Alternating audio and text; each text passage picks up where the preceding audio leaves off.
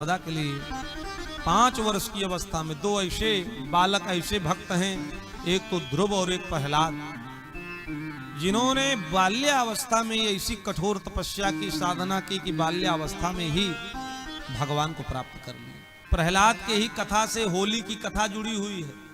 अभी होली आने वाली है, फाल्गुन पूर्णिमासी को होली का त्योहार पूरे विश्व में मनाया जाता है, पूरे संसार में लोग मनाते हैं।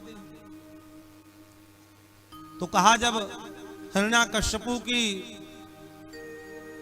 बहन होलिका जब प्रहलाद को लेकर के अग्नि में बैठी तो उसके पास एक शाल था, उसको ओढ़ करके वो बैठती थी तो स्वयं नहीं जलती थी, जिसको लेके बैठती थी जिसको जलाना होता था उसको जला देती थी, स्वयं बच जाती थी। लेकिन जब हिरण्याकश्यपु ने कहा कि बहन इस बालक को मारना है, ये विष्णु का भक्त है और विष्णु मेरा शत्रु है,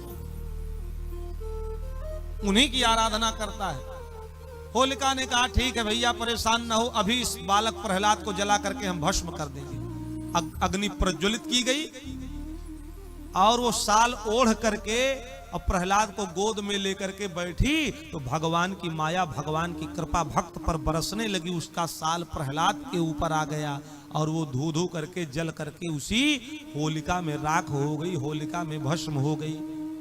कुटिल कामना उसके घर कर गई और आई थी उनको छलने तो खुद छल गई। बाल बांका न प्रहलाद का कर सकी, बाल बांका न प्रहलाद का कर सकी, होलिका होलिका में दहन हो गई, होलिका होलिका में दहन हो गई। और वो होलिका उसी में जल करके भस्म हो गई। तभी से ये होली का त्योहार मनाया जाने लगा। होली का त्योहार तो इसे वेदों पुराणों में इसकी कथा है, इसकी महिमा है। लेकिन जिस दिन होलिका जल करके भस्म हुई, प्रहलाद की भगवान ने रक्षा की, उस दिन फाल्गुन महीने की पूर्णमासी तिथि थी, इसलिए वो होलिका के नाम से ही होली का त्योहार पड़ गया।